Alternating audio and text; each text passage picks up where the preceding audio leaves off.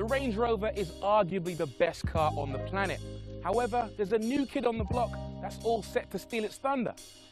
Luckily for Land Rover, that car isn't made by a rival manufacturer. That car is the Range Rover's little brother, the Range Rover Sport.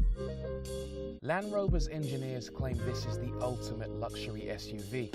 They say it's the fastest, most agile and most responsive Land Rover ever, that it can go anywhere, do anything. And it's around £20,000 cheaper than its big brother. They talk about it as if it's some kind of messiah on wheels, but it's difficult to believe the hype.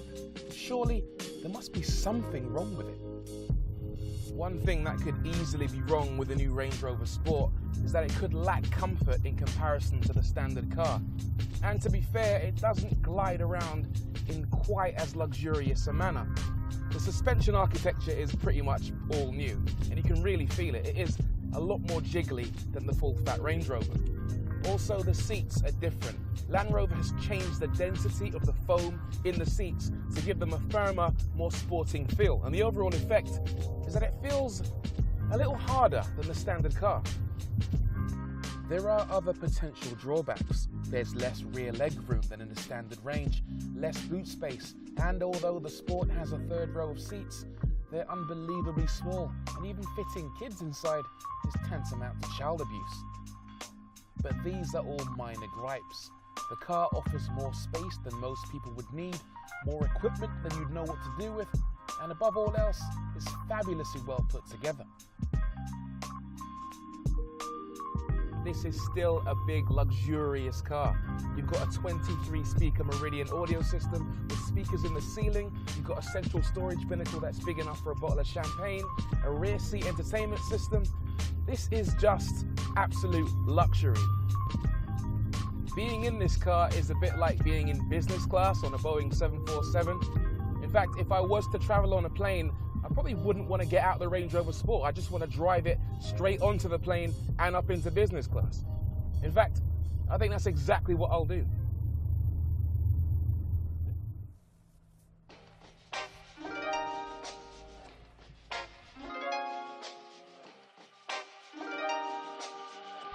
This isn't your ordinary day at the office, I've got to say.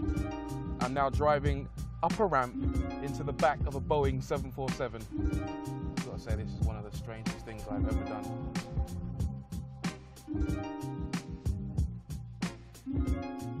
I think right now I'm in economy class, and as we go through the cabin, I can see the two overwing exits, but I won't be needing them anytime soon.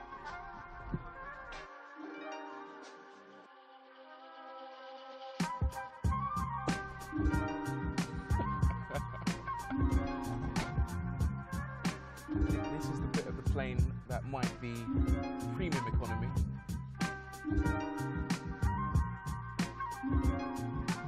You got any sandwiches?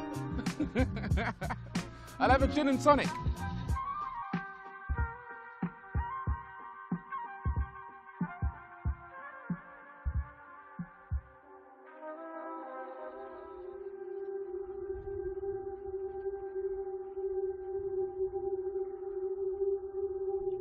The next logical assumption to make is that the Range Rover Sport is great for performance, but rubbish at everything else the full-fat Range Rover is good at, i.e. off-roading, right? Well, wrong.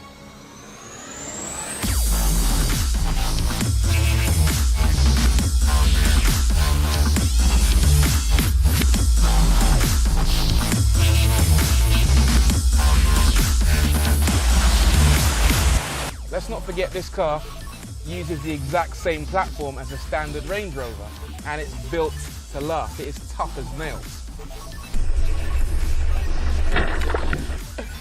The car is a little bit firmer on road, so the ride's a bit jigglier, and naturally you would expect that to be the case off-road as well. You expect it to kind of shake your bones, but really, I'm cruising around this off-road track in relative comfort. I feel like I'm in an armchair, even though I've got at my disposal over 500 horsepower.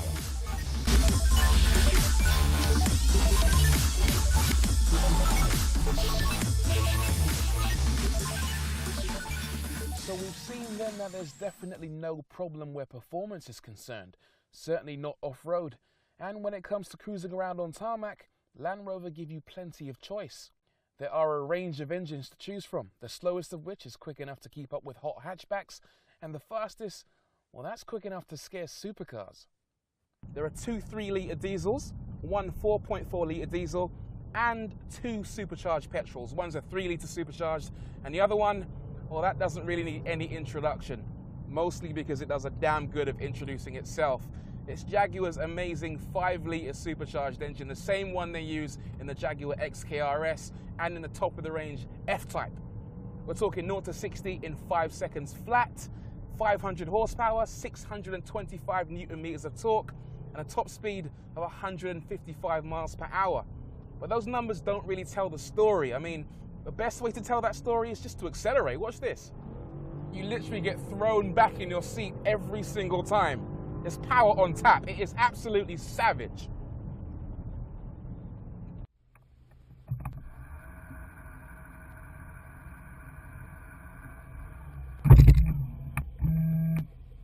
Now, one of the best ways to test whether this new Range Rover Sport is better than the previous model is to do a 0 to 100 back to 0 run. The previous car did it in 19 seconds-ish. Let's see if this can improve it. So, transmission into sport, terrain response into dynamic, left foot on the brake, bit of revs. 3, 2, 1, go. All right, Chris, my instructor, has the stopwatch. So we're doing 60 miles an hour, 80, 90, get ready, 100, brake. Hard on the anchors. Keep braking. Woo! Wow. That is savage. What's the time? 16.63. 16, so 3 seconds quicker than the previous car. That felt good. Now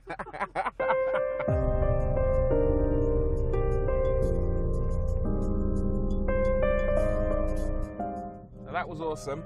I braked when I got to 100, but right now I think it's time to do a VMAX run, top speed, and see exactly how fast this thing can go. I'm in the supercharged V8 right now, and they claim 155 miles an hour top speed.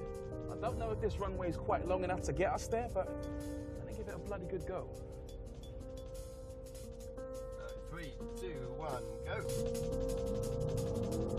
30 miles an hour, 60, that's in 5 seconds dead. We're up to 70 already. We're breaking the law officially right now.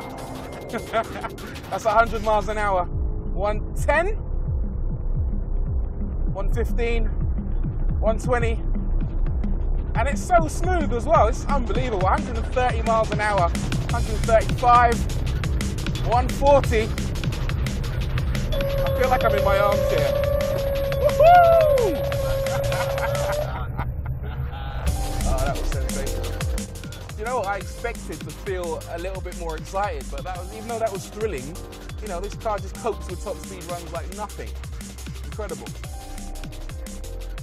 I can't recommend the new Range Rover Sport highly enough. It lives up to Land Rover's hype and then some. It's certainly less practical than the full Range Rover, with a firmer ride and slightly less cabin and storage space. But these are all minor gripes, particularly when one takes into account its immense capabilities, both on and off-road. It's lightning fast. It can negotiate bends like a car half its size and can, with no modifications whatsoever, conquer inaccessible, inhospitable terrain without the merest hint of a struggle. It's a remarkable car, make no mistake. Is it the best SUV in the world?